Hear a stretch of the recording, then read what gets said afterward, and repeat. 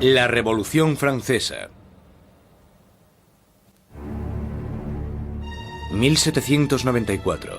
Prisión de Francis Conciergerie. Una fortaleza impenetrable a orillas del río Sena en París. Un lugar frío, húmedo e infestado de ratas, conocido como la antecámara de la muerte.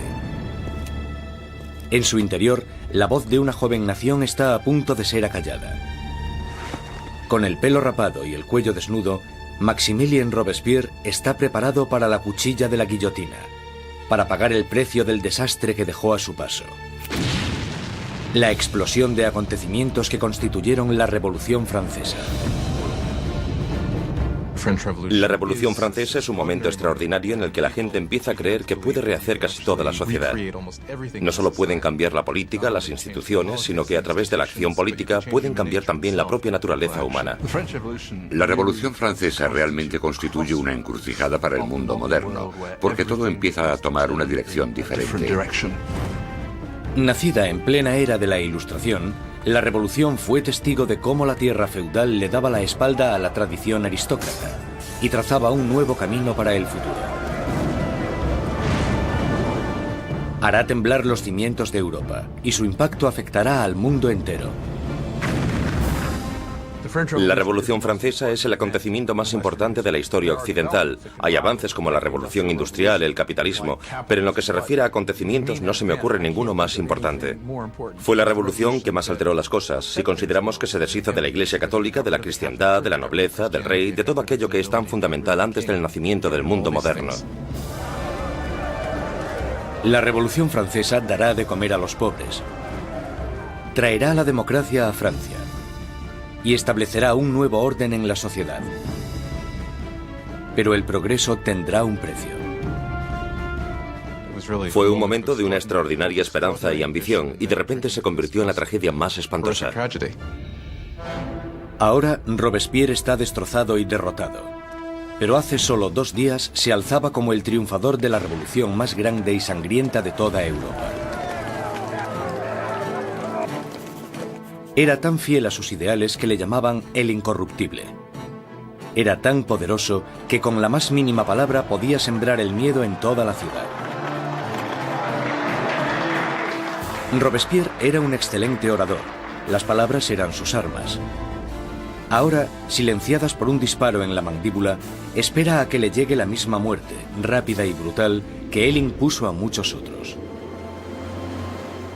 La Revolución Francesa está a punto de probar su propia medicina.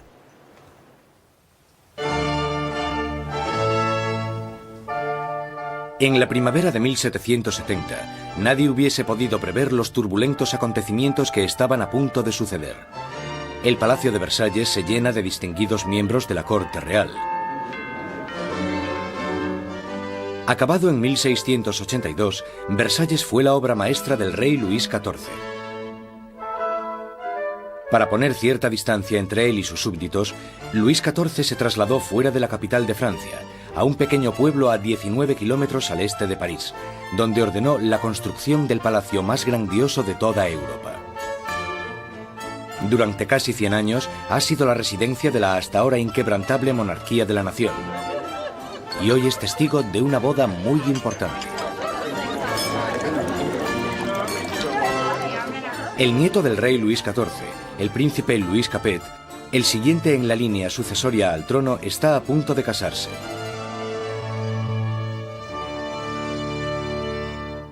En su noche de bodas, con tan solo 15 años, Louis Capet es un chico tímido e indeciso, y posee pocas de las características propias de un futuro rey, y mucho menos de un marido. Luis era regordete, tímido, un quinceañero totalmente incompetente, con ningún tipo de distinción. La amante de Luis XVI, Madame Dubarry, le describía como un chico gordo y maleducado. Básicamente, era poca cosa. A Luis XVI le resultaba muy difícil tomar decisiones. Siempre la última persona con la que hablase podía hacerle cambiar de opinión. Estas no son las cualidades que tendría que tener un líder. El matrimonio de Luis es una unión política entre la familia real austríaca, los Habsburgos y su propia familia, los Borbones. La boda simboliza el fin de una antigua rivalidad y el principio del establecimiento de nuevos lazos regionales. La futura esposa llega a Francia. una inocente y guapa chiquilla de 14 años. María Antonieta. María Antonieta es archiduquesa de Austria. Es la hija pequeña de la emperatriz María Teresa. Llega a Francia como parte de un acuerdo matrimonial con el que se produce una alteración de las alianzas debido a que por primera vez en la historia Francia y Austria se convierten en aliados más que en enemigos. María Antonieta llega a Francia como un símbolo político, pero como a toda adolescente, no le interesan los asuntos políticos. María Antonieta llega a Versalles siendo muy joven. No sabía mucho del país en el que estaba, no conocía sus costumbres y a la corte. Era una niña fuerte, muy vivaz, pero seguía siendo una niña. Cuando María Antonieta llega a Versalles, es solo una adolescente de 14 años, rubia con los ojos azules. Es guapa. Le gusta que la gente la considere atractiva y llega con la intención de conquistar a su marido y a su nueva familia.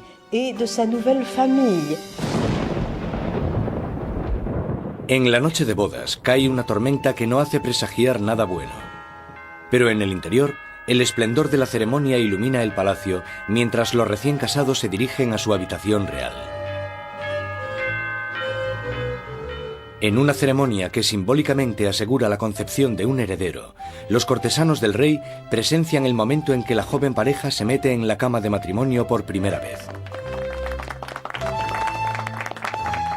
La gente está encantada y se crean grandes expectativas. Pero una vez cerradas las cortinas, se ve claramente que no será tan fácil engendrar un heredero. Luis no solo no estaba interesado en gobernar, Luis tampoco lo estaba en amar. Y las primeras noches no le hizo mucho caso a su mujer, ni por extensión a su matrimonio. Pasarán años antes de que se produzca la consumación del matrimonio. La ausencia de un heredero pronto hará que surjan rumores en todo el país que continuarán persiguiendo a la pareja en los años venideros. La gran fiesta de la boda continúa durante varios días en Versalles, pero más allá de las puertas de palacio no hay casi ningún motivo de celebración. Años de mala administración por parte de la monarquía han llevado a los franceses a pasar penurias y hambre. Casi una década antes, el rey Luis XV había perdido una guerra de 7 años, luchando contra Inglaterra por América del Norte. El desafortunado conflicto casi arruina a Francia, dejándola sin dinero y sin prestigio. Las arcas del Estado estaban casi vacías. Sin embargo, su población aumentaba día tras día. Con enfermedades como la peste totalmente erradicadas, pocos morían, pero muchos pasaban hambre. En el siglo XVIII, la población de Francia aumentó de 20 a 26 millones tras haber crecido solo 1 millón en los 2 siglos anteriores. Esto causó una gran tensión generalizada y un nerviosismo en la gente. 4 años después de la boda real, el abuelo del príncipe Luis pierde su última batalla, contra la viruela.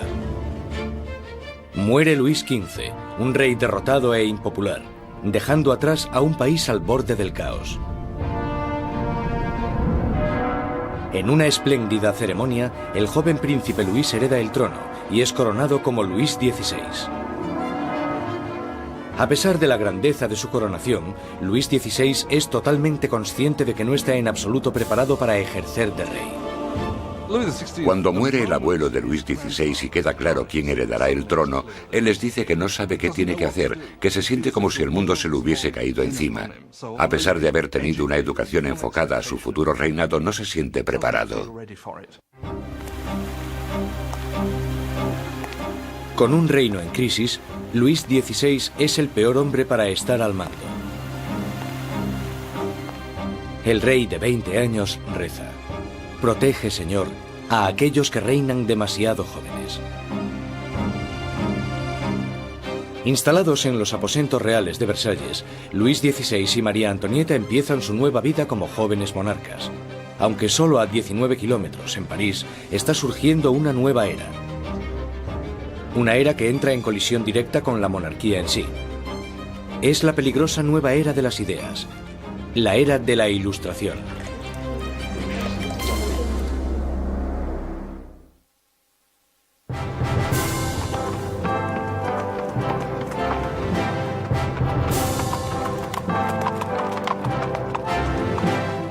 Mientras el carruaje real se va acercando al prestigioso colegio Louis le Grand en París, la gente se aglomera para echar un vistazo a la realeza. Es el momento de darle la bienvenida a París al nuevo rey, Luis XVI, y a su joven esposa.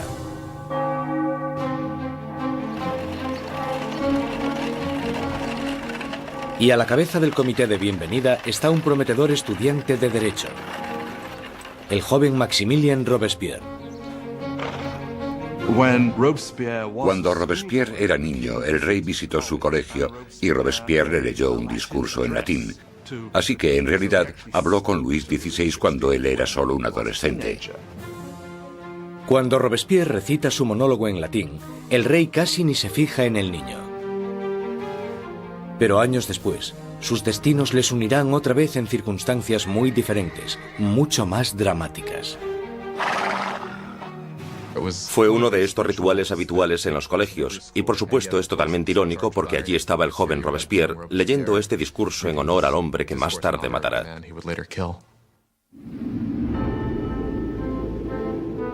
Por ahora, su acogida es cariñosa y sus halagos sinceros. La visita de los monarcas puede que ganase los corazones de la gente, pero sus mentes se están inclinando cada vez más hacia una dirección totalmente diferente. Desde la Edad Media, la sociedad europea se había dividido en tres clases distintas, establecidas en el nacimiento. Había una gran división entre la riqueza de la nobleza y el clero y la pobreza de los campesinos. Entonces, en pleno siglo XVIII, la razón y la ciencia empiezan a cuestionar esta tradición. Envuelto por una corriente de innovación y nueva literatura, París es ahora el centro filosófico del mundo. La ciudad es invadida por nuevas corrientes de conocimiento, se abren nuevas posibilidades. Es la era de la Ilustración. La Ilustración es un movimiento que lo que dice es que desconfíes de la autoridad, que desconfíes de todo lo que te hayan contado antes y que pienses por ti mismo, que lo compruebes tú mismo. En la Europa del antiguo régimen te decían lo que tenías que pensar. El clero y los gobernantes te daban la información. La idea de que una persona con algo de dinero pudiese acceder a través de la alfabetización al conocimiento humano de manera libre era revolucionaria. Surge una nueva élite por todo París. Los aristócratas se reúnen para hablar sobre los escritores de la Ilustración y la floreciente edad de la razón. Voltaire, Rousseau. Nuevas voces se alzan a favor de la libertad, del control del propio destino y, sobre todo, de la igualdad. La pasión por esta nueva literatura se desata sobre todo en las clases altas. Pero mientras las ideas de la Ilustración van adentrándose en otros estratos de la sociedad, la lucha por la igualdad empezará a amenazar el estilo de vida aristocrático. Es una amenaza porque acabarán cuestionándose por qué los aristócratas son los que tienen privilegios. Se preguntan por qué el mundo está dividido de esta manera. ¿No podemos cambiarlo para que sea un mundo mejor? ¿El progreso no es posible? Esto hará que vaya perdiendo fuerza la idea de que la monarquía, la aristocracia y la jerarquía son algo natural.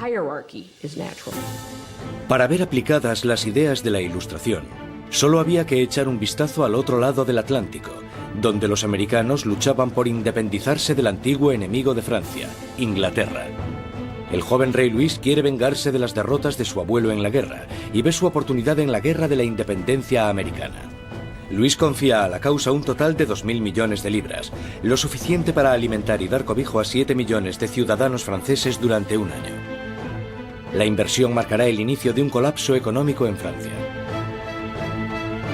América lleva a Francia a la bancarrota porque para luchar en esta guerra, los franceses tienen que recaudar una enorme cantidad de dinero.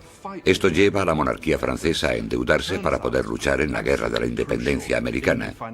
Y es un elemento crucial en la situación financiera de la monarquía francesa.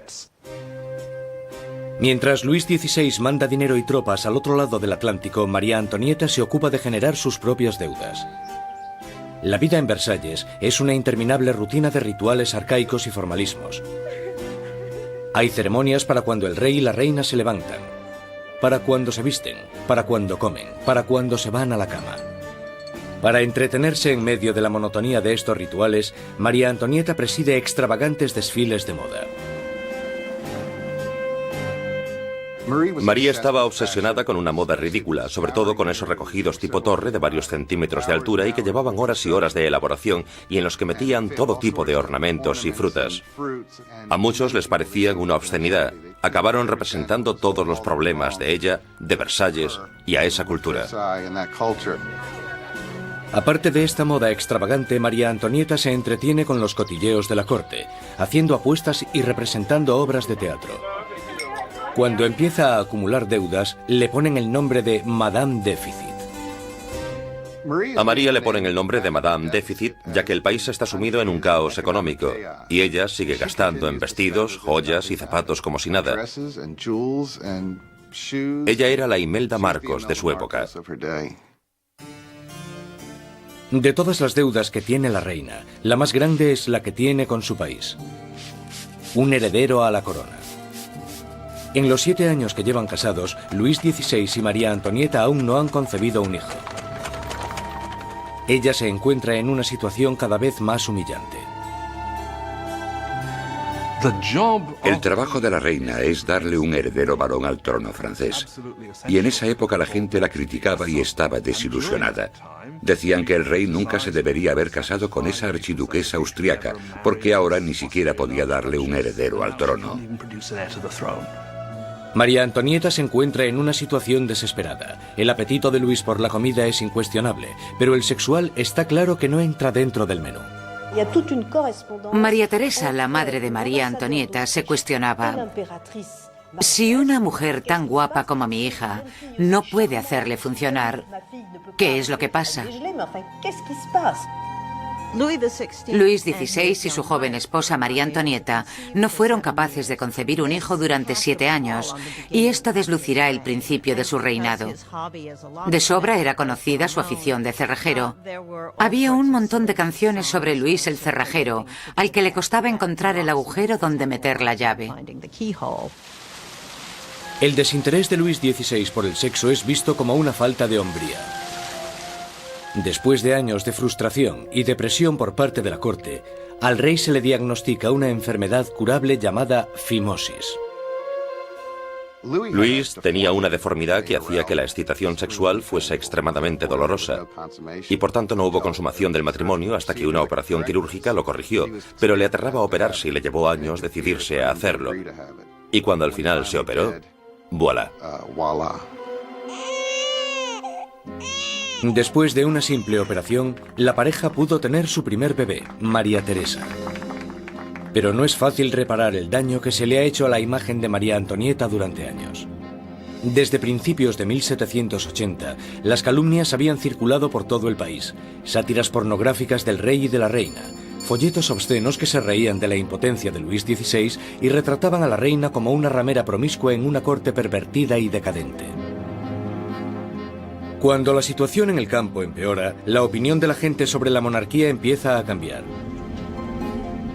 Se producen muchas malas cosechas y la inflación aumenta el precio de la harina, llevando a la escasez de la parte esencial de la dieta francesa, el pan. Pero naturalmente estas privaciones acaban a las puertas de Versalles. Mientras los monarcas continúan viviendo en la extravagancia, las quejas se traspasan al papel.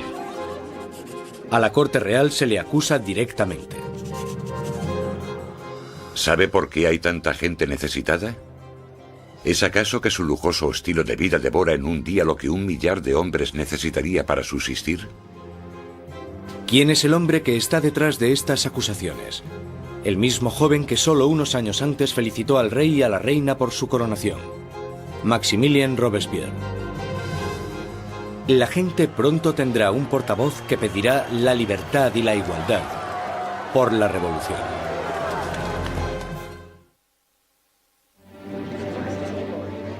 A finales del 1700, Versalles es un oasis de extravagancia, rodeado de una tierra desesperada. Y con un rey inseguro al mando, Francia está trazándose su camino al desastre. Después de 19 años de matrimonio, Luis tenía 4 hijos. Aún así, como rey sigue siendo impotente. En un intento por demostrar su liderazgo, Luis se mete a hacer reformas financieras. pero su equivocada manera de manejar las finanzas carga a los pobres con muchos impuestos, mientras la nobleza no paga casi nada. Con la economía por los suelos y la gente cada vez más inquieta, parece que incluso Dios está enfadado, golpeando a Francia con el invierno más frío de los últimos 90 años. Si alguna vez hubo intervención divina para empeorar la situación, seguro que fue en el verano de 1788 y la primavera de 1789. En el verano de 1788 había una creciente crisis política desarrollándose en un momento de seria escasez de comida. En 1788, para los franceses, la harina era la esencia de la vida. El pan, su medida de subsistencia. La mayoría de la gente en Francia comía casi 1 kilo de pan al día. El pan era esencial y su subida de precio la notó todo el mundo. Si el precio se doblaba, tenías problemas. Bajo la mala financiación de Luis XVI, el precio de la harina se disparó. Las escasas provisiones se estaban agotando y el precio de una rebanada de pan pronto igualó al sueldo de un mes. El hambre se convirtió en rabia. Surgen disturbios por toda Francia. Se atacan casas. Se roban panaderías. Y los panaderos, acusados de guardar pan, son linchados allí mismo.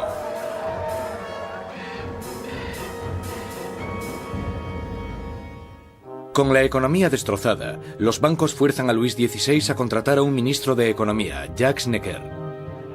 Necker, un pensador progresista, es popular entre la gente de una manera que Luis XVI solo puede envidiar. Durante la primavera del 89, Jacques Necker fue, sin lugar a dudas, el ministro más popular, porque saltó a la luz pública por sus escritos sobre el deber del gobierno de asegurarse de que haya pan y grano suficiente para todos. Con la nación en crisis fiscal, Necker insta a Luis XVI a convocar una reunión con el tradicional cuerpo representativo del reino, los Estados Generales. Es la primera vez en 175 años que se reúne a estos representantes. Políticamente, Francia estaba organizada en los llamados 3 estados. El primero era el del clero, el segundo el de la nobleza y el tercero el de todos los demás. Y según los cálculos contemporáneos, los primeros 2 estados los formaban el 3% de la población y el tercer estado el 97%. Mucha gente pensaba que era muy injusto que este tercer estado, que era la mayoría de la población, tuviese solo 1/3 de los diputados. Consideraban injusto que el Parlamento tuviese 3 cámaras y que las 2 cámaras, la de la nobleza y la del clero, pudieran siempre anular la votación de la plebe. 4 de mayo de 1789. Un destacado joven abogado y político llega a Versalles.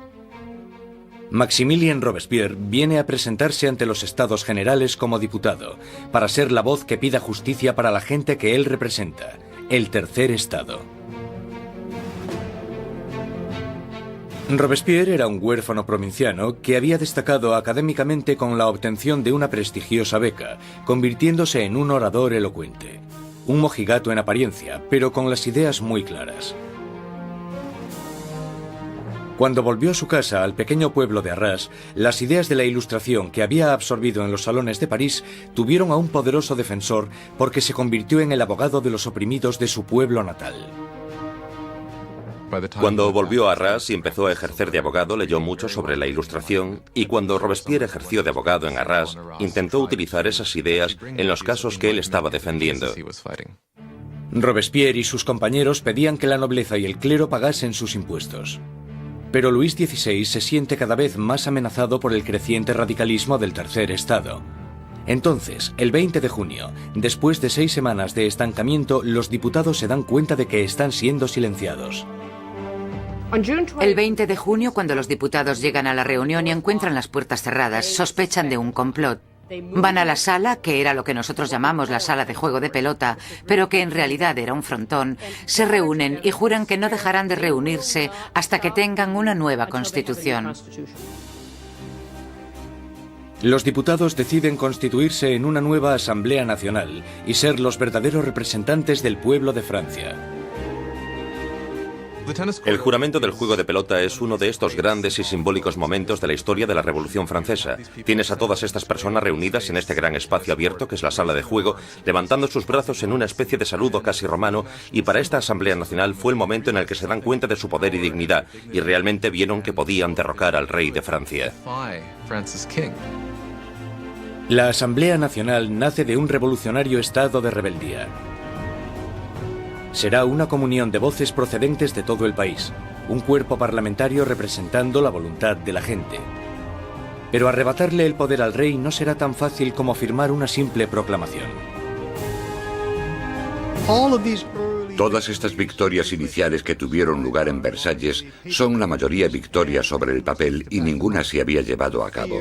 Cuanto más nos vamos acercando a julio de 1789, más miedo tienen los diputados de Versalles de que el rey esté reuniendo al ejército para derrocarles.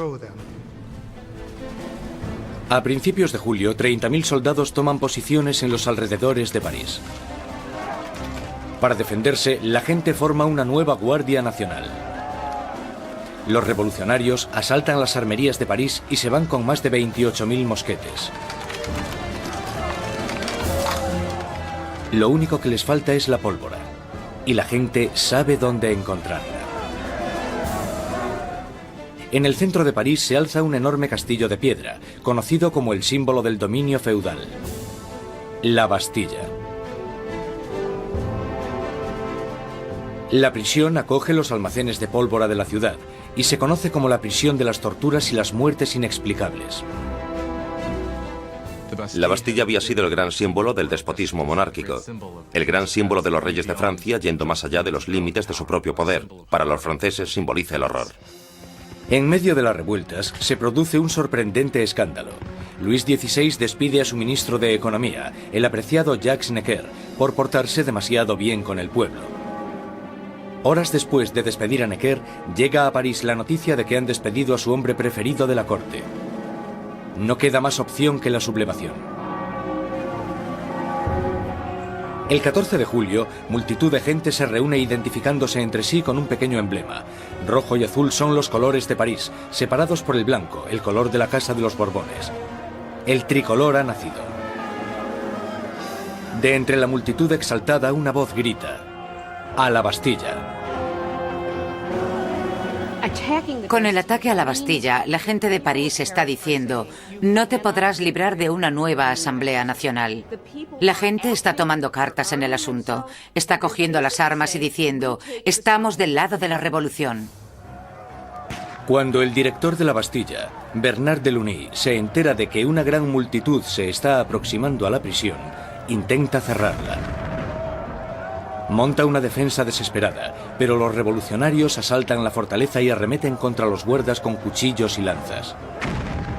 Finalmente, el director Delaunay se rinde, pero la multitud enfurecida le agarra arrastrándole por las calles, le abuchean, le dan patadas y le golpean hasta que grita: «¡Dejadme morir!». La multitud entusiasmada accede con mucho gusto a su petición. Le apuñalan, le disparan y nace una revolucionaria tradición. Su cabeza decapitada desfila por las calles clavada en una lanza. Los diputados de la Asamblea Nacional no condenan inmediatamente este acto de violencia. De hecho, lo aceptan. Y fue esta aceptación de la violencia política lo que, bajo el punto de vista de algunas personas, creó una forma de conducta que tendrá consecuencias catastróficas para el desarrollo de la revolución. Con el humo aún levantándose de la Bastilla, Luis XVI vuelve de su viaje de caza.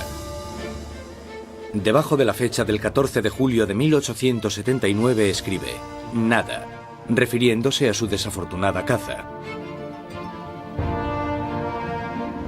Un asesor le interrumpe con las noticias de los disturbios y la caída de la Bastilla. Luis XVI le pregunta: ¿es una revuelta? «No, señor», responde. «Es una revolución».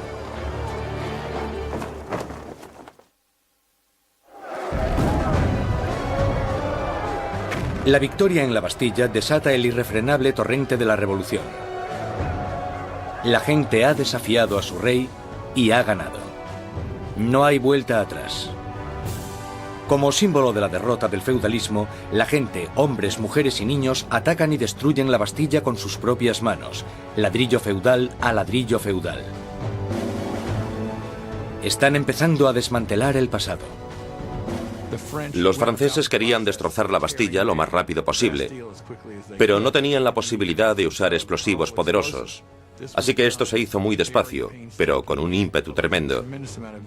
Se repartieron los ladrillos y se vendieron como símbolos de la demolición del despotismo. La energía en las calles da un nuevo ímpetu a la Asamblea Nacional. En pocos días se escribe una nueva constitución llamada la Declaración de los Derechos del Hombre y del Ciudadano. En este atrevido documento, las arcaicas distinciones de clases son abolidas y todos los hombres son considerados totalmente iguales. La Declaración de los Derechos del Hombre y del Ciudadano era una declaración promulgada por la Asamblea Nacional en la que se decía que la soberanía pertenecía al pueblo, a la nación. No se hace mención alguna al rey en todo este documento. Por tanto, con la presentación del mismo, la propia Asamblea estaba haciéndose con el poder. Con la nueva Asamblea Nacional como portavoz, los ciudadanos de Francia se dispusieron a cambiar toda la estructura de su sociedad. Exigían una monarquía constitucional, unos derechos iguales para todos los hombres y unas leyes razonables en las que basar la justicia. Para que se oyeran más las voces de la revolución, Robespierre exigió la libertad de prensa, que había sido censurada en el antiguo régimen.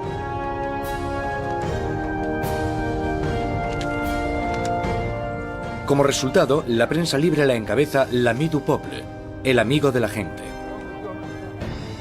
Un periódico radical lleno de sermones sarcásticos y provocadores. Es la creación de un exmédico, Jean-Paul Marat.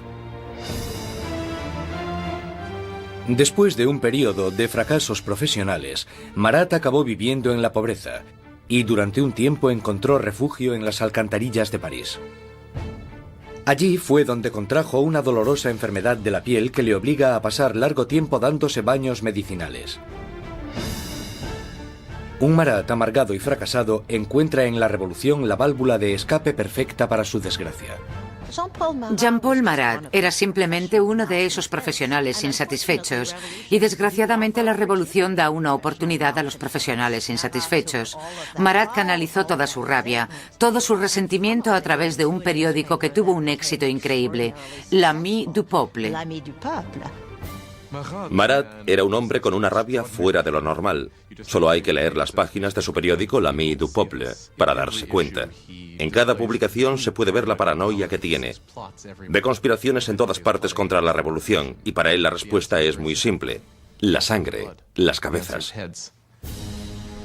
Marat aborrece la extravagancia de la monarquía en medio de la pobreza que domina Francia.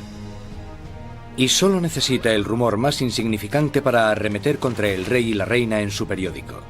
El 2 de octubre de 1789 explota de rabia. A París llega la noticia de que el rey ha celebrado una fiesta en Versalles y que en ella los decadentes monarcas habían tirado al suelo la bandera tricolor, el símbolo de la revolución, y la habían pisoteado. Marat está furioso. Escribe sobre esta difamación en su periódico, justo cuando surge una nueva amenaza. El rey ha ordenado otra vez a las tropas que tomen sus posiciones en los alrededores de París. Con el golpe maestro de la Bastilla aún reciente en las mentes de las personas, Marat insta desesperadamente a entrar en acción. Gente de París, es el momento de que abráis los ojos. Salid de vuestro letargo, despertad.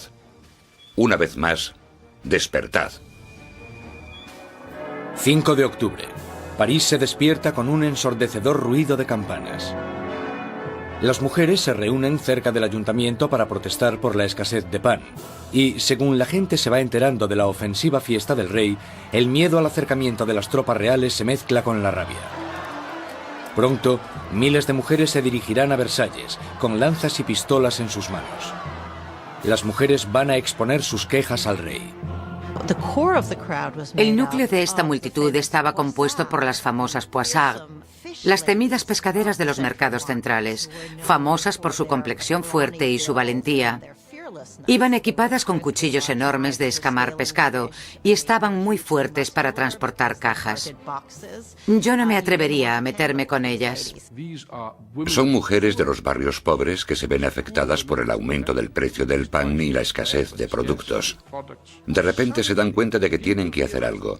Es bastante increíble que estas mujeres de a pie, que seguramente la mayoría no supieran ni escribir su nombre, de repente se convirtiesen en las protagonistas de un proceso histórico.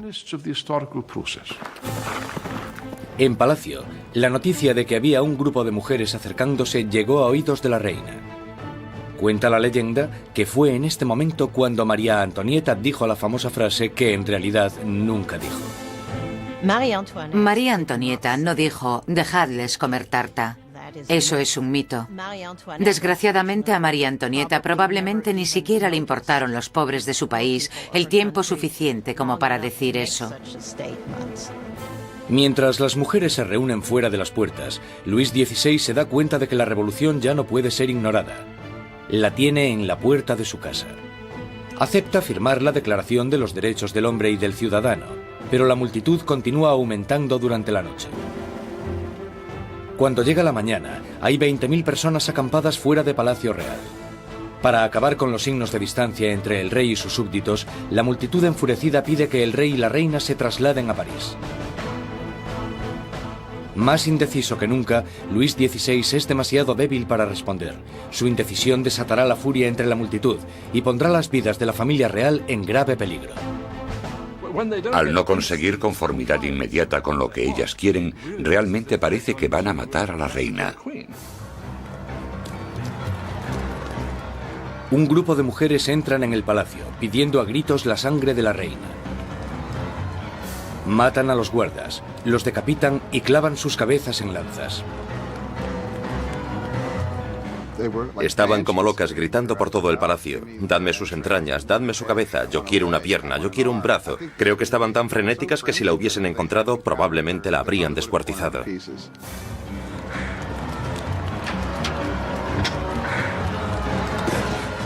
Temiendo por su vida, María escapa a los aposentos de Luis XVI solo unos minutos antes de que las mujeres entren en la habitación y hagan trizas su cama.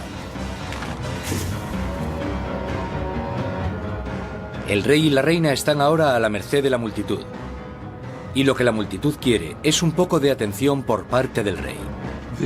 La única forma de que las mujeres se calmen es que la familia real acepte ir a París, porque creen que una vez que estén allí, entonces pueden obligarles a hacer lo que la gente de París quiera.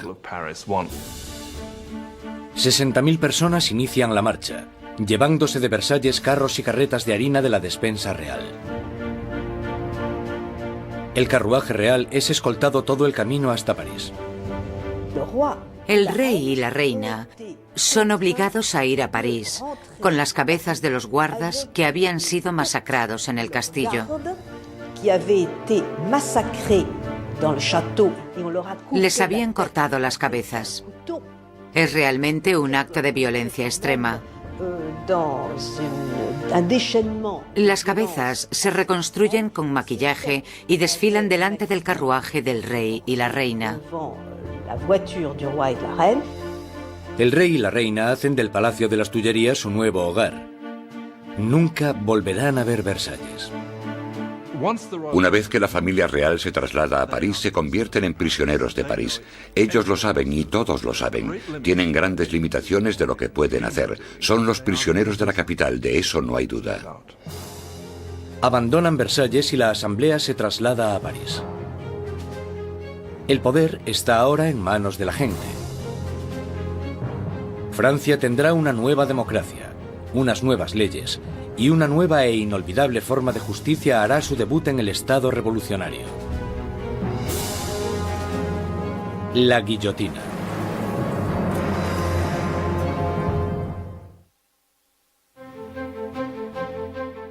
Mayo de 1791. Han pasado ya casi 2 años desde que la familia real y la Asamblea Nacional se trasladaron a París. Robespierre habla a menudo en la Asamblea y en el Club Jacobino, una sociedad que lleva el nombre de su sitio de reunión, un viejo monasterio jacobino. Ahora, las palabras son el núcleo de la revolución. y Robespierre sigue con su moral inquebrantable. Su verdadero norte es siempre la gente. Pronto le apodarán el incorruptible. Francia es ahora una monarquía constitucional.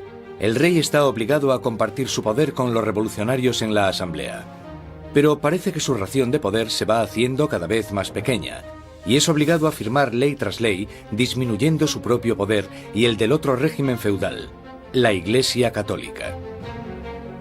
Luis decide que ha llegado el momento de escaparse de los confines de la nueva república y montar una campaña para reclamar su reinado.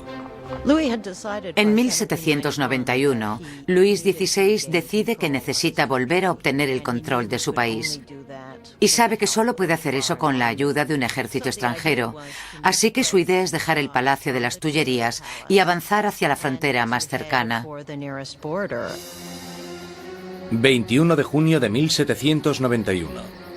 El rey y la reina se disfrazan de criados y, protegidos por la oscuridad, se escapan de París. Inician una carrera hacia la libertad. Pasada la medianoche, llegan al pequeño pueblo de Varennes, 160 kilómetros al este de París. Están cerca de la frontera con Austria. La salvación solo a unos pocos kilómetros de distancia, pero su intento de fuga no irá más allá.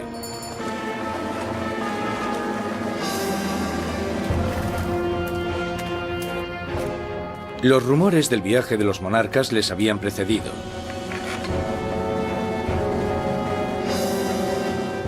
Un oficial del pueblo para el carruaje y les pide los pasaportes.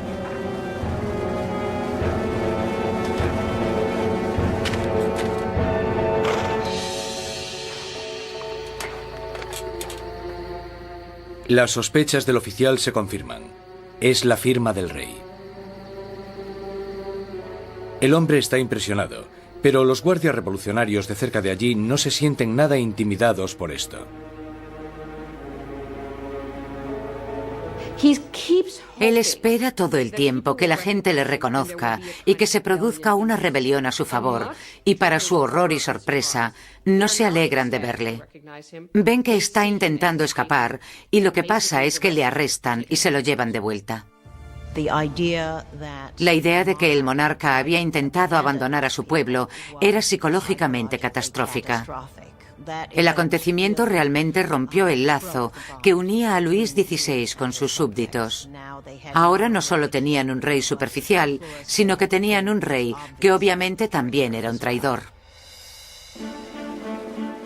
Con los enemigos oficiales de la familia real en el poder, este pasa de Luis XVI, ahora un rey prisionero, a los revolucionarios de la Asamblea. Al mando del gobierno revolucionario está Robespierre. Él brilla en lo alto del podio, dictando órdenes de todo tipo. Exige el sufragio universal y el fin de la esclavitud en las Antillas francesas.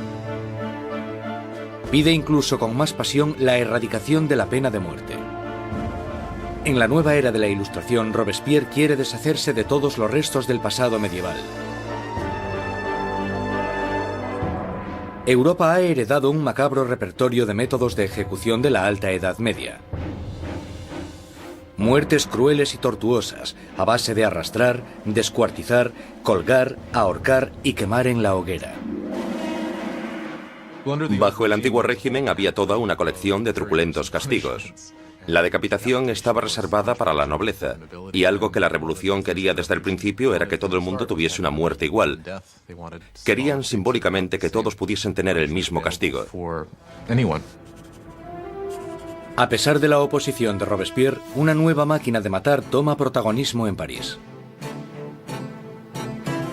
El inventor y físico Joseph Ignace Guillotin diseña una nueva máquina de decapitación, convirtiendo la antigua decapitación en una experiencia humanitaria.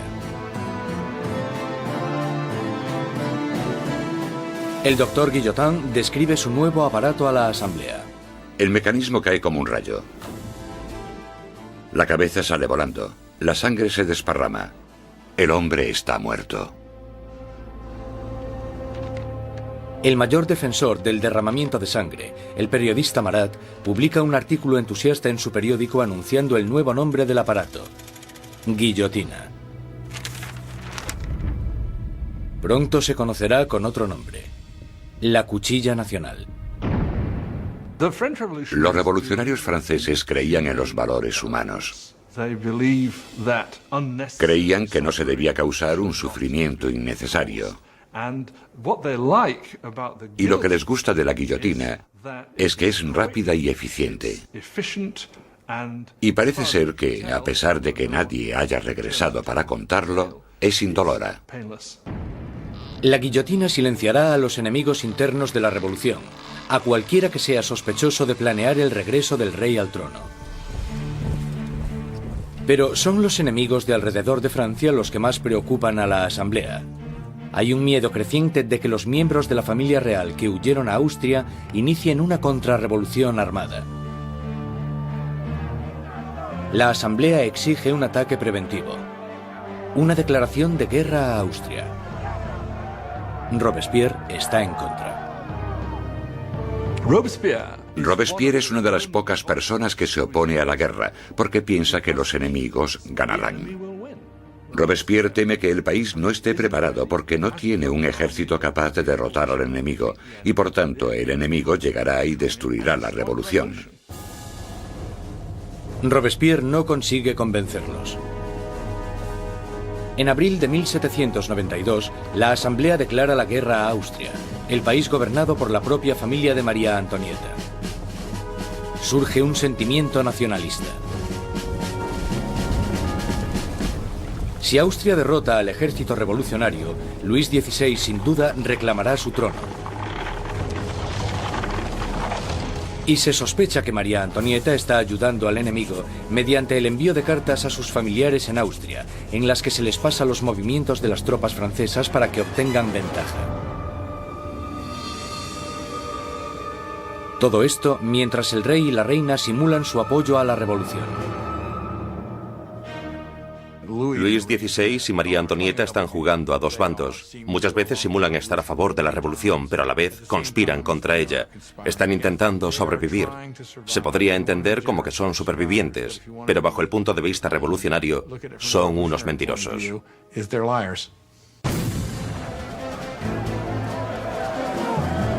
Con el ejército francés sufriendo grandes pérdidas en la frontera, llega la noticia de que en París, el aliado de Austria, Prusia, se ha unido a la invasión. Las tropas están bajo el mando del duque de Brunswick, un general prusiano. La tensión invade las calles de París. Y entonces los periódicos publican una carta del duque de Brunswick, un manifiesto en el que se amenaza con destruir París si se le hace daño a sus majestades el rey y la reina. Una amenaza equivocada que fracasa totalmente. 10 de agosto de 1792.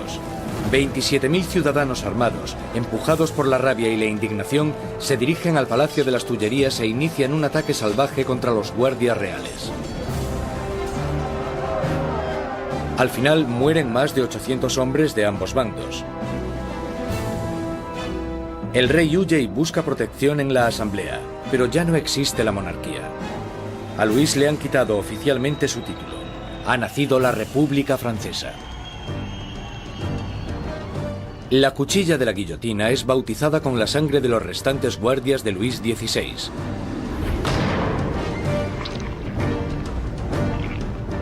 Y Robespierre, en su día un incondicional opositor de la pena de muerte, ha cambiado de opinión.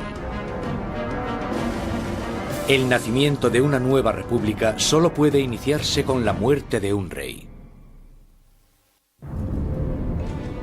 El nuevo y espeluznante aparato del doctor Guillotin se cierne sobre París como una advertencia: el castigo por desobedecer la ley y el orden. Recientemente bautizado con la sangre de los guardias del rey, pronto terminará también con la vida del rey.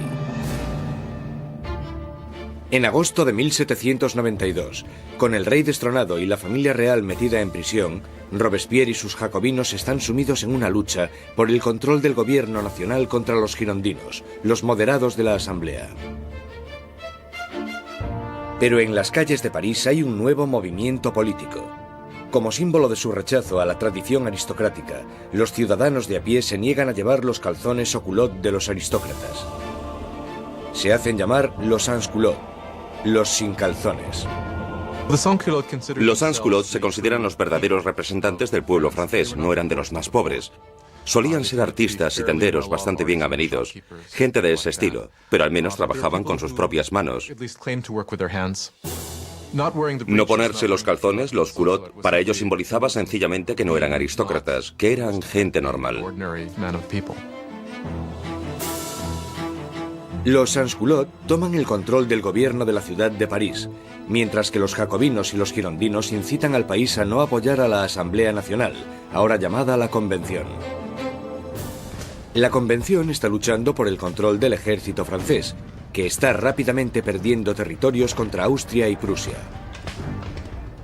Mientras en la frontera se sigue luchando contra los enemigos, el gobierno revolucionario toma medidas enérgicas contra los enemigos de la ciudad, los traidores monárquicos que podrían poner a París en manos de los invasores. Más de 100 personas son arrestadas y metidas en prisión, curas, periodistas y hombres y mujeres de a pie. Robespierre se centra en la crisis interna. Pero su amigo, el ministro de Justicia, Georges Danton, incita a todos los hombres, jóvenes y adultos a que se unan al campo de batalla. Es sociable y llamativo, todo lo que Robespierre no es.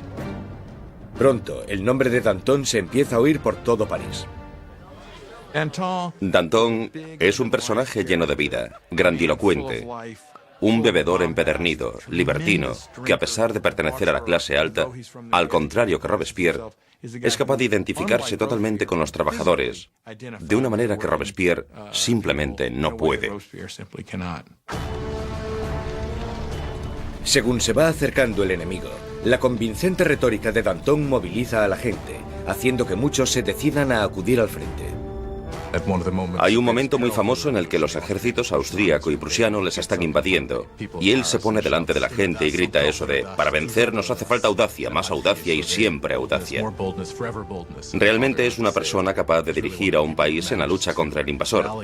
Es un momento extraordinario. Al irse tantos hombres al frente a luchar, París se queda indefenso, con las cárceles llenas de prisioneros políticos. Un miedo inquietante inunda la ciudad. La creciente multitud de prisioneros quizás sea difícil de contener. Marat lanza a los ciudadanos revolucionarios una propuesta sangrienta: bajar a las prisiones y matar a todos los que estén dentro. Los ejércitos extranjeros estaban acercándose a París. Si llegan a entrar en contacto en París con los enemigos de la revolución en las prisiones, entonces esto hubiera dado lugar a algo terrible desde el punto de vista de la gente. En la primera semana de septiembre llegan malas noticias del frente. Prusia ha tomado Verdun, una ciudad en el camino de París. Ahora el enemigo está solo a unos kilómetros de distancia. El miedo que asolaba París explota. Los sans-culottes entran en las prisiones e inician un violento ataque contra los presos de la ciudad. No dejarán vivo a ningún traidor. Los sans-culottes entraron en las prisiones, sobre todo aquellas donde estaban encerrados los curas refractarios, donde estaban los nobles y donde estaban los presos políticos, y empezaron a llevar a cabo sus propios juicios improvisados, que eran muy cortos, y la mayoría de las veces acababan en muerte.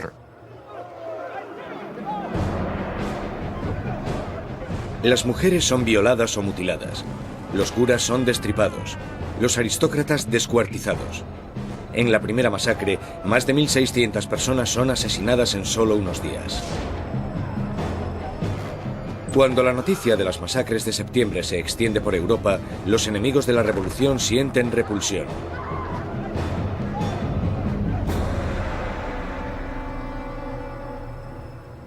Al otro lado del Canal de la Mancha, el London Times publica su repugna. ¿Son estos los derechos de los hombres? ¿Es esta la libertad de la naturaleza humana? Los tiranos más salvajes que vagan a cuatro patas por los territorios inexplorados de África son incluso superiores a estos animales parisinos de dos patas. La revolución ha tomado un rumbo intolerable. Incluso Robespierre se da cuenta de que las cosas han ido demasiado lejos. que la gente no puede dirigir sola la revolución. Necesitan a alguien que les guíe. Una mano de hierro. Gracias al poder de sus palabras, el incorruptible salta a la palestra como el hombre que puede guiar a la revolución. Robespierre, que anteriormente había apoyado la monarquía constitucional, ahora cree que ya no hay sitio para un rey. Se toma una decisión trascendental. Francia llevará a juicio a su propio monarca.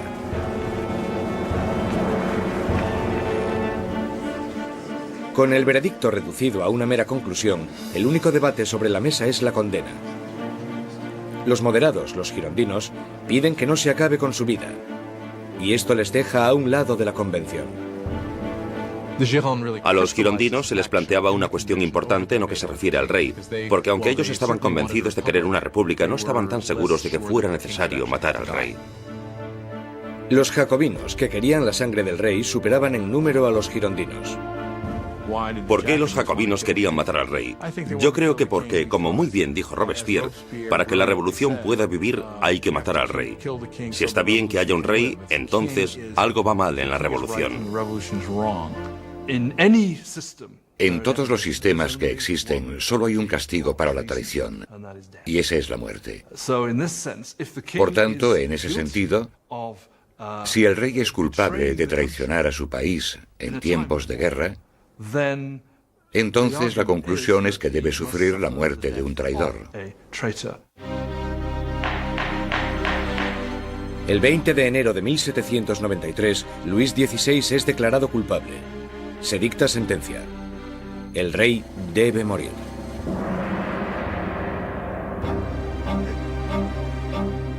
Esa noche se reúne durante un rato con su familia.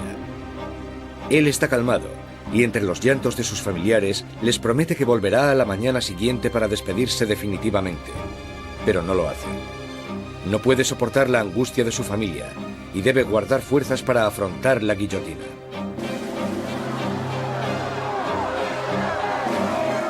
A la mañana siguiente, un carruaje lleva a Luis XVI al patíbulo.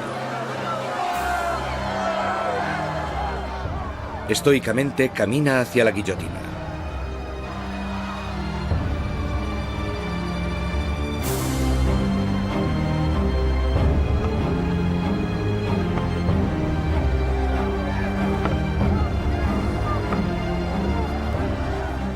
Intenta dar un discurso. Confío en que mi muerte sirva para hacer feliz a mi pueblo, pero siento pena por Francia y temo que pueda sufrir la ira del Señor. Pero los guardias silencian sus palabras con el ruido de los tambores.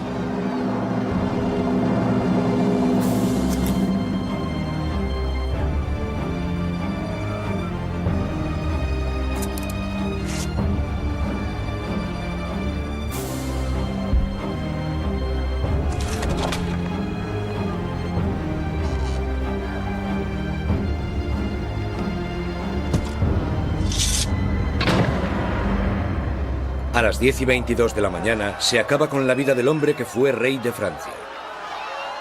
Desde la prisión del templo, María Antonieta oye los disparos de los cañones, anunciando la muerte de su marido. Se desploma del disgusto.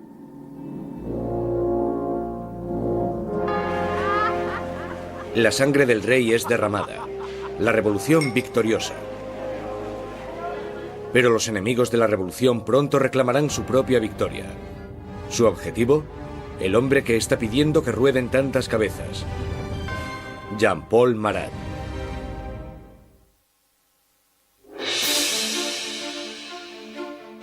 La ejecución del rey Luis XVI marca la victoria definitiva para los revolucionarios. Un momento cumbre en el que la joven nación, la República Francesa, nace literalmente de la sangre. A finales de 1792, los radicales jacobinos, por miedo a que la nueva revolución corra peligro de ser saboteada por los traidores, deciden utilizar medios cada vez más violentos. Pero los girondinos, que representan a los campesinos franceses, quieren frenar la creciente violencia por miedo a que desencadene una guerra civil. Su mayor oponente, Jean-Paul Marat, responde a los girondinos con furiosas palabras en su periódico, publicando los nombres de aquellos que él cree que están conspirando contra la revolución. Marat, que anteriormente había exigido la ejecución de 200 personas, ahora pide la de más de 200.000.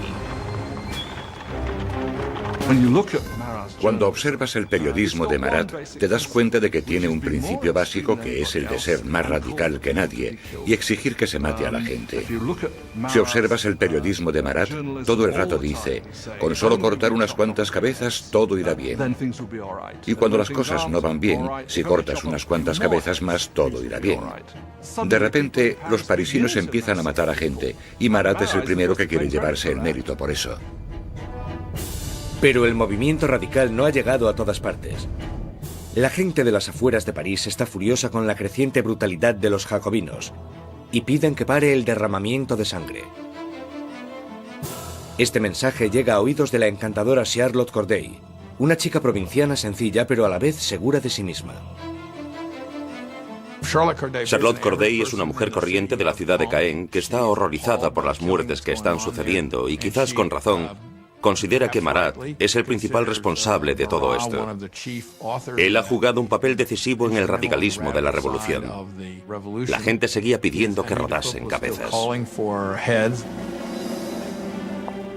13 de julio de 1793. Charlotte Corday llega a París. Sabe que el amigo del pueblo tiene una política de puertas abiertas y que a Marat se le puede encontrar en su casa a cualquier hora, dándose baños medicinales.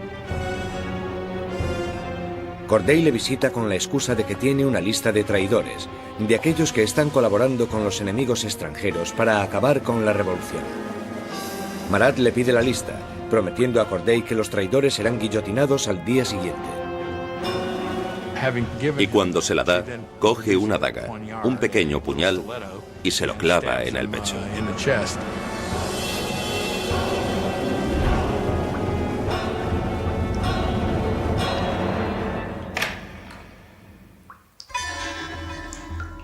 El llamado amigo del pueblo muere en el acto.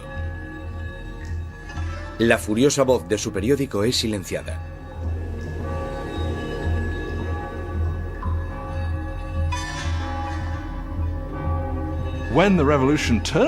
Cuando la revolución se convierte en un baño de sangre, es muy fácil echarle la culpa a él y por supuesto eso fue lo que hicieron los que le odiaban o le temían. Y esa es una de las razones por las que Charlotte Corday lo asesina en 1793, porque cree que él es el responsable de muchas de las sangrientas atrocidades que han ocurrido. Corday no intenta escapar. En el juicio, declara que no está arrepentida.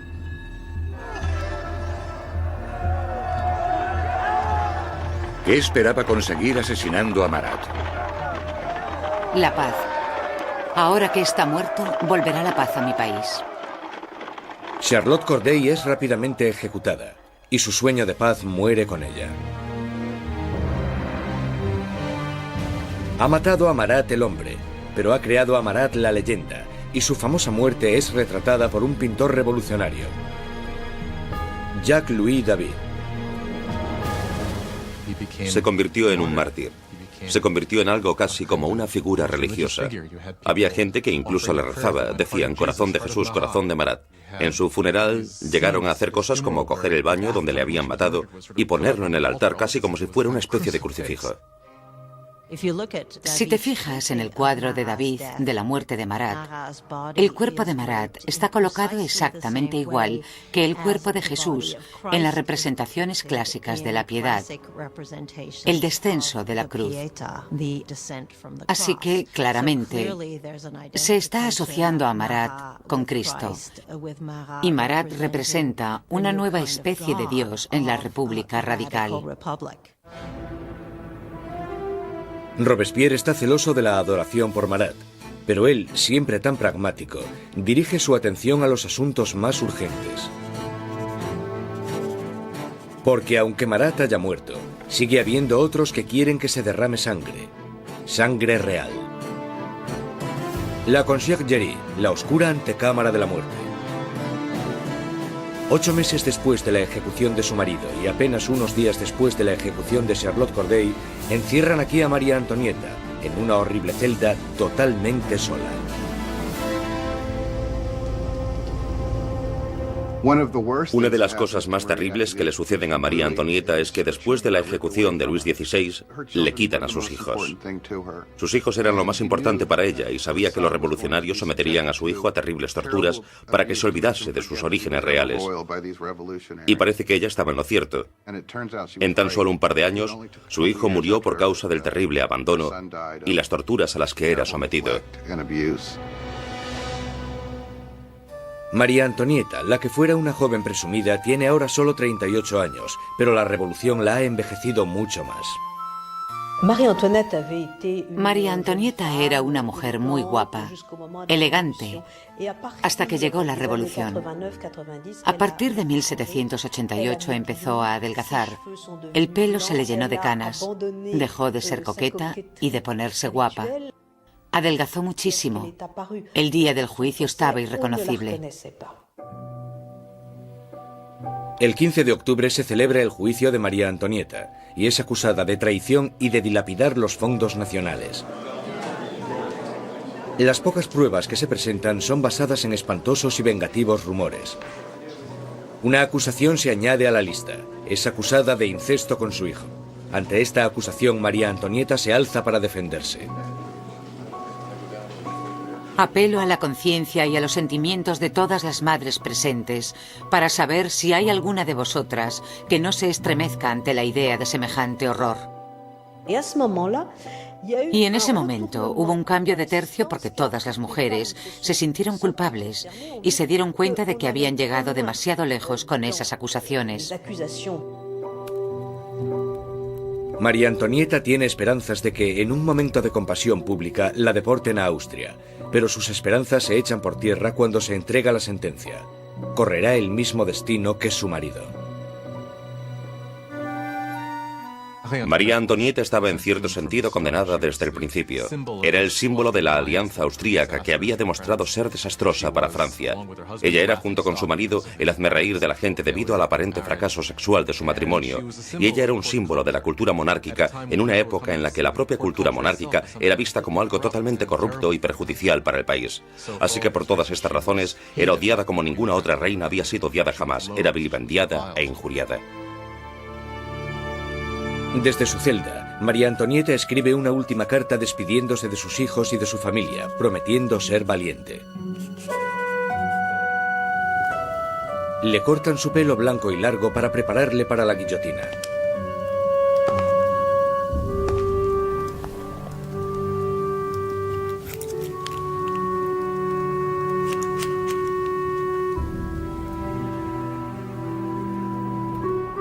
Le atan las manos con firmeza. Mientras es escoltada para salir de la prisión, tiene la esperanza de que llegue un carruaje. En vez de eso, es una carreta, la carreta donde van los criminales comunes.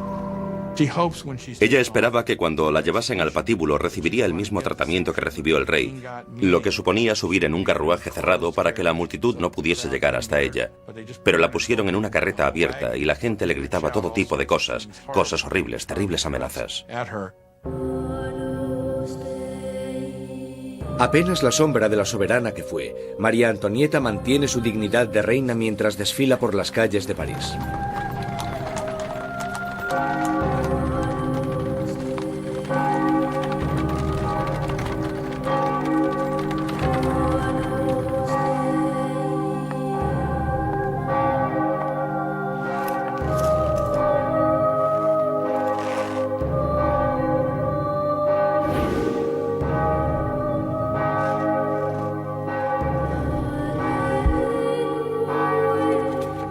Su nombre y las acusaciones contra ella se leen en voz alta.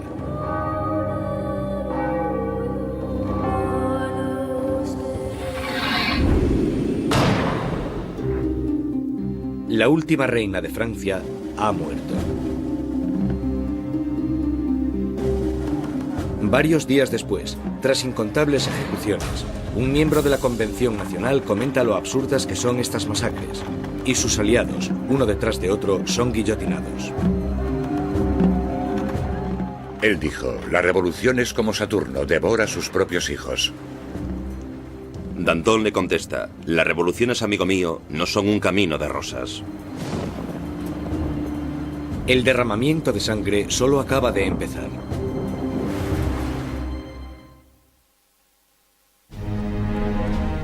Septiembre de 1793. 4 años de revolución y Francia está siendo totalmente destrozada. En las provincias se producen violentas insurrecciones. Y en la guerra contra Europa están perdiendo a muchos hombres. Tras sufrir una terrible derrota, los británicos toman la ciudad costera de Toulon. Europa está minando cada vez más las fronteras francesas. Francia es el país más grande y más poblado de Europa Occidental y tiene un gran poder militar. Y claro, cuando empezó la revolución, un montón de sus tradicionales enemigos y también un montón de sus tradicionales aliados pensaron, sí, esta es nuestra oportunidad, no para hacerse con algún territorio de Francia, sino para enriquecerse a su costa y debilitarla, para siempre. Francia está aislada de toda Europa. Gran Bretaña la está bloqueando y Austria y Prusia están atacándola e invadiéndola. La gente de París tiene miedo de que la victoria de la contrarrevolución dé lugar a un baño de sangre. Danton y Robespierre, los mejores oradores de la convención, se dan cuenta de que para poder salvar la revolución tienen que atacar. Convencen a sus compañeros para establecer una nueva y amenazadora ley marcial. Es hora de que todos los franceses disfruten de una igualdad sagrada. Es el momento de imponer esta igualdad mediante leyes que hagan justicia contra los traidores y conspiradores. Haced que el terror esté a la orden del día.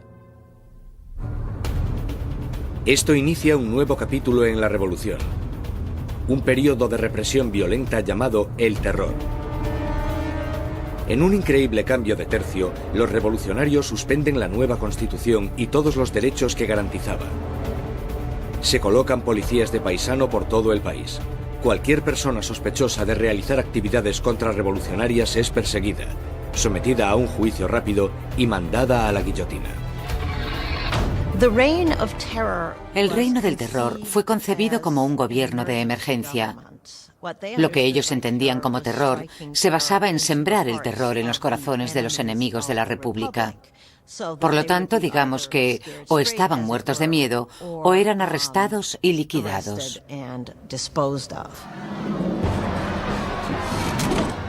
La más mínima sospecha podía mandar a cualquiera al patíbulo. Políticos que hablasen bien de la difunta monarquía, cualquiera que utilizase el antiguo monsieur o madame en vez del nuevo vocablo, ciudadanos. El miedo llena el aire. Los vecinos denuncian a sus vecinos. El incesante movimiento de las carretas de la muerte resuena en todas las calles de París. La gente está totalmente pendiente de las ejecuciones.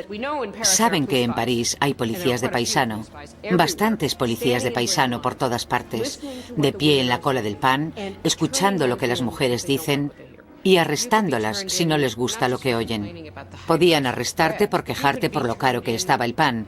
Podían arrestarte incluso por no estar demasiado contenta con el curso que tomaban las cosas y con el éxito de la revolución, así que en realidad casi todo lo que comentaras podía traerte problemas. La Asamblea constituye un tribunal revolucionario, acelerando los juicios y las ejecuciones con una eficacia implacable. Para consolidar el poder, forman un consejo de 12 hombres y lo denominan el Comité de Seguridad Pública. A la larga, el poder tuvo que ser delegado en un grupo más pequeño, que se convirtió en el Comité de la Seguridad Pública. Al final eran 12 personas que gobernaban Francia como una dictadura colectiva. Por sus discursos magistrales y su visión revolucionaria, Robespierre enseguida se convierte en el portavoz del comité. Y su voz está pidiendo que se derrame más sangre. Una de las ironías de la vida política de Robespierre es que desde el principio él estaba totalmente en contra de la pena de muerte. Y por supuesto se tendrá que comer sus propias palabras cuando más tarde se convierta en un defensor acérrimo del terror y la guillotina. Nunca llegó a responder a eso directamente, excepto cuando dijo, bueno, los tiempos han cambiado. La revolución había vuelto implacable a Robespierre. El que fuera un apasionado defensor de la libertad de prensa ahora restituye la censura, vestigio del antiguo régimen. La Iglesia ya está siendo atacada y él se queda de brazos cruzados mientras uno de los revolucionarios más radicales, Jacques-René Hebert, hace una nueva propuesta: la descristianización. En plena crisis de la guerra y en plena rebelión interna, la gente empieza a decir que la culpa de todo la tienen los curas, la religión. Y que lo que tenemos que hacer, si queremos salvarnos de los enemigos de la revolución, es destrozar el poder de la Iglesia Católica.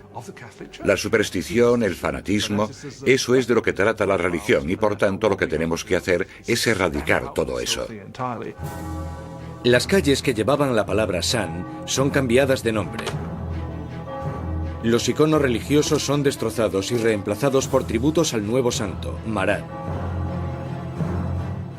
La Iglesia parecía simplemente ser el enemigo de los revolucionarios radicales. A las iglesias y las catedrales les arrancan los altares, rompen las vidrieras, rompen las estatuas, simplemente destrozaron toda la riqueza de la Iglesia.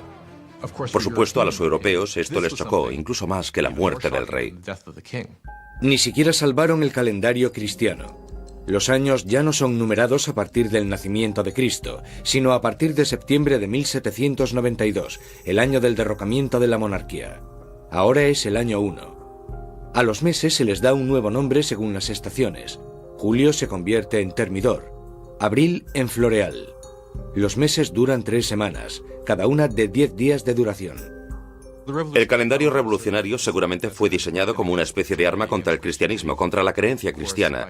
Por supuesto, al tener una semana de 10 días, la gente ya no sabría cuándo era domingo. Eso era lo que esperaban. El terror se extiende por toda Francia. Se condenan las insurrecciones con una sanguinaria e implacable crueldad. En la ciudad de Lyon, donde los contrarrevolucionarios están ganando terreno, el Comité de Seguridad Pública sienta un ejemplo brutal. Cientos de rebeldes son atados, llevados a campos y acribillados en masa.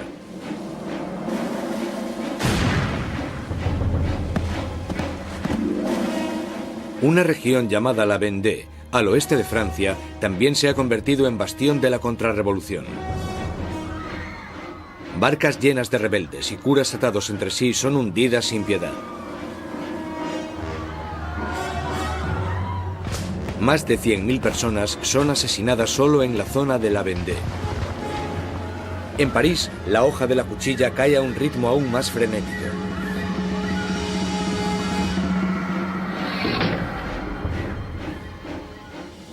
Pero los ejércitos franceses están finalmente obteniendo victorias en la frontera.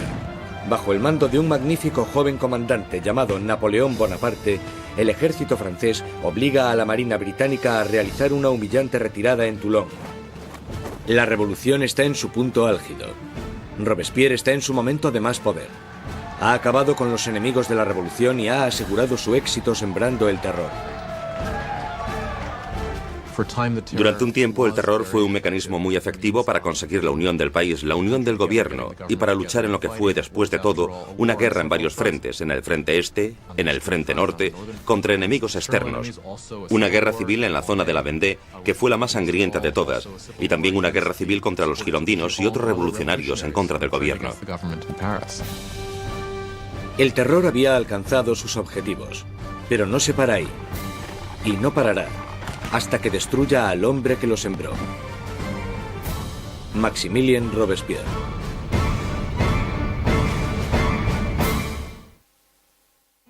Con la sangre del terror, Maximilien Robespierre ha rescatado a la revolución. Un enérgico ejército está defendiéndose contra los ataques en la frontera, pero las dificultades internas aún no se han sofocado. En la cima del éxito, Robespierre sueña con un reto aún más grande: sembrar más terror para crear un nuevo tipo de sociedad. La República de la Virtud. Con virtud se refiere a la virtud cívica. Es un principio fundamental para Robespierre. Por ejemplo, no puedes ser un ciudadano virtuoso con simplemente obedecer la ley. Debes de estar activamente involucrado en el trabajo del Estado, y eso incluye acabar con los enemigos del Estado. El 5 de febrero de 1794, Robespierre da un discurso destacando su filosofía. El terror sin la virtud es desastroso, pero la virtud sin el terror no vale para nada. Asocia la virtud con el terror. El terror en ese momento se convierte, a su manera de ver, en un instrumento con el que crear virtud. Pero otros no están de acuerdo. Para Danton, la revolución está yendo por el camino equivocado. Él y sus seguidores, los dantonistas, creen que es el momento de acabar con el terror, porque este ya ha hecho su función. En la primavera de 1794 las cosas empiezan a mejorar. Ya no hay tantos problemas con la comida, la campaña de guerra está yendo mejor y Danton está diciendo básicamente que necesitan establecer una nueva base de gobierno, moverse hacia la normalización. Robespierre piensa que es demasiado pronto. Danton empieza organizando un grupo para debatir cómo acabar con el terror. Robespierre lo interpreta como una amenaza directa al gobierno. No lo ve como una simple diferencia de opinión sobre la dirección que debe tomar la política, lo ve como una traición. Y en la República de la Virtud de Robespierre, solo hay una respuesta a la traición. Los dantonistas son perseguidos y enseguida sentenciados a muerte. Robespierre ha mandado a cientos al patíbulo, pero estas ejecuciones le ponen nervioso. No acudirá a la decapitación de sus antiguos amigos y aliados. Mientras sube las escaleras de la guillotina, Danton grita: De lo único que me arrepiento es de irme antes que esa rata de Robespierre.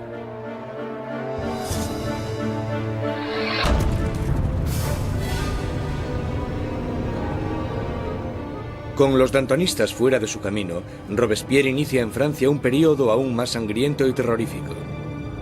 El Gran Terror.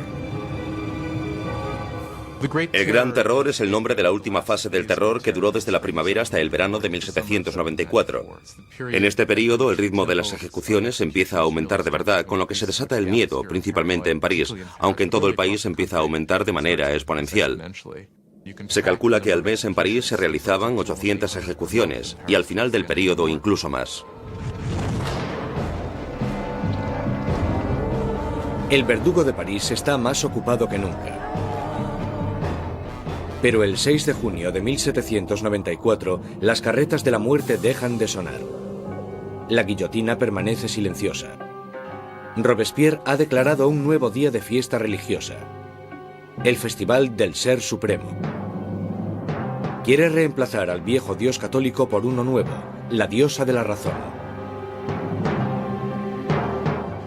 Dicen que Robespierre nunca apoyó las políticas ateas. Él pensaba que la gente necesitaba creer en una divinidad y ayudó a introducir este culto que se llamaba el culto al Ser Supremo.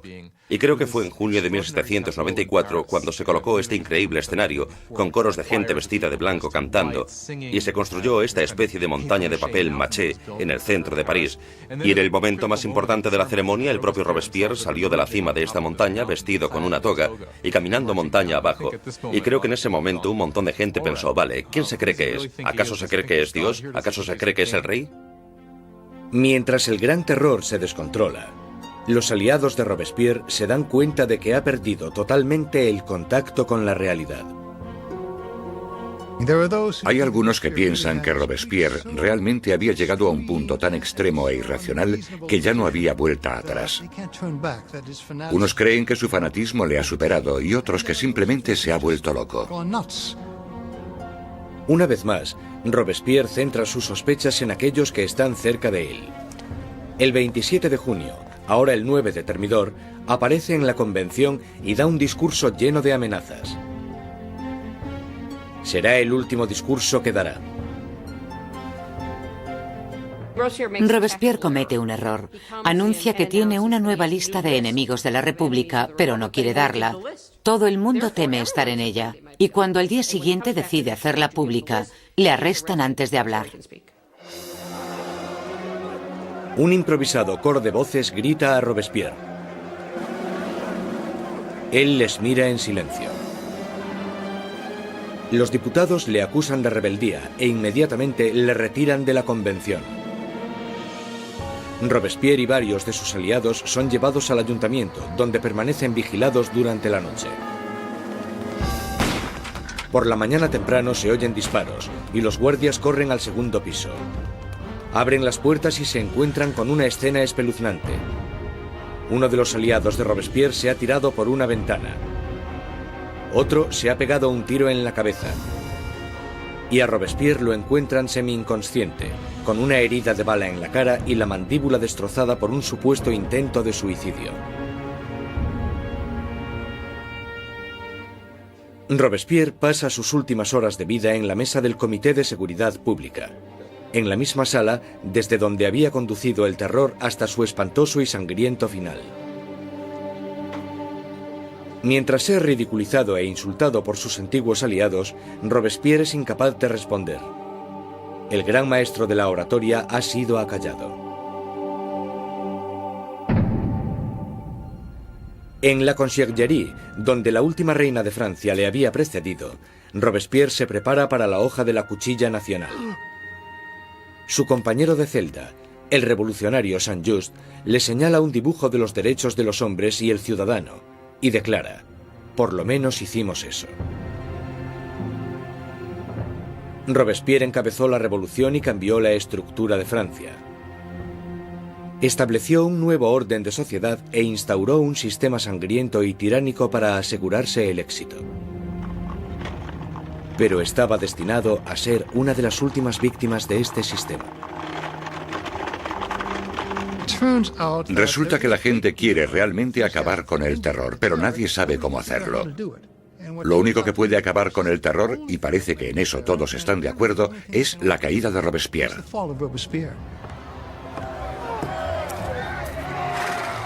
El 27 de julio de 1794, la guillotina acaba con el incorruptible. Y la última sangre del terror es derramada. El terror muere con Robespierre, pero la revolución no. Los derechos del hombre, la democracia, la nueva república. Los logros de la revolución sobrevivirán más que cualquiera de los propios revolucionarios. Francia entrará en un periodo de incertidumbre, paralizada por el miedo a otro terror, o incluso algo peor: la vuelta a la pasada monarquía opresiva. Pasarán 5 años de estancamiento, hasta que, una vez más, el poder se consolide en manos de un único hombre, Napoleón Bonaparte.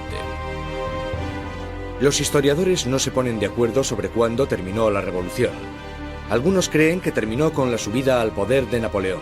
Otros mantienen que la revolución continuó hasta el siglo XIX e incluso más allá. La Revolución Francesa es un momento en el que la gente toma por primera vez las riendas de su propio destino.